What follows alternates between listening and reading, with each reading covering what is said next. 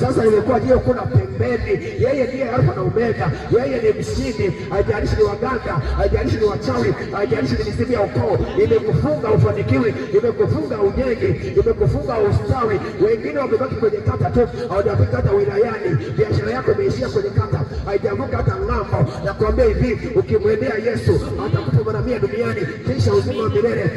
Gharama ni moja tu, gharama ni kutubu na kuacha dhambi. Haya ndio masharti. Kama hata ukienda kwa mganga unapewa masharti, na huko kuna masharti. Sharti moja tu ni kuacha dhambi na kumpokea Yesu. Yaani sharti ni kutubu, maana aminiye na kuokoka atapata uzima wa milele, asiyeamini atakuhukumiwa. Hilo ndio sharti la Yesu. Sasa hakuna kuchaja chale kwa Yesu. Sharti ni kutubu, hakuna kuibiwa. Sharti ni kutubu, sharti ni kutubu. Haleluya. Sijajua kuna wengine wanaenda kwa waganga, wanapewa masharti, wanachanja hadi chale, wanaumizwa. Haleluya. Wanatapeliwa. Haleluya. Huko hakuna utapeli, huko ni kutubu. Sharti ni moja, ni kuacha dhambi na kumfuata Yesu. Ukimfuata Yesu sasa, kama alivyomwambia Petro, akasema tumekufuata. Alimwambia mara 100 duniani kisha uzima wa milele. Hakuna masharti magumu. Masharti ni kumpokea Yesu na kuamini na kuacha dhambi. Haleluya. Tubuni kwa maana ufalme wa mbinguni umekaribia. Haleluya, haleluya. Bwana Yesu asifiwe. Haleluya. Hizi ni habari za Yesu.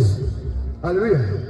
Hizi ni habari za Yesu aliyesulubiwa msalabani, akashinda, akakununua wewe kutoka kwenye uchawi, akakununua wewe kutoka kwenye mizimu, akakununua wewe kutoka kwa shetani, akakununua wewe kutoka kwenye umaskini. Leo nimekuletea hizi habari. Ukimwamini yeye sasa, hata kama njia zako zilikuwa ni njia mbaya, njia zako zilikuwa zifai, umejikatia tamaa, na kuambia hivi, usikate tamaa. Yule mwanamke alipomwona Yesu akukata tamaa, alienda kumpigia magoti, akapata uponyaji. Yule mtoto wake akashangilia. Kuna jamaa mwingine alikuwa ni mweu, anajikatakata kwenye makaburi, kwenye maeneo ya Dekapoli kule, alikuwa anajikatakata makaburini, alikuwa ni mweu, ni chizi, amekatiwa tamaa, Mungu amemwacha.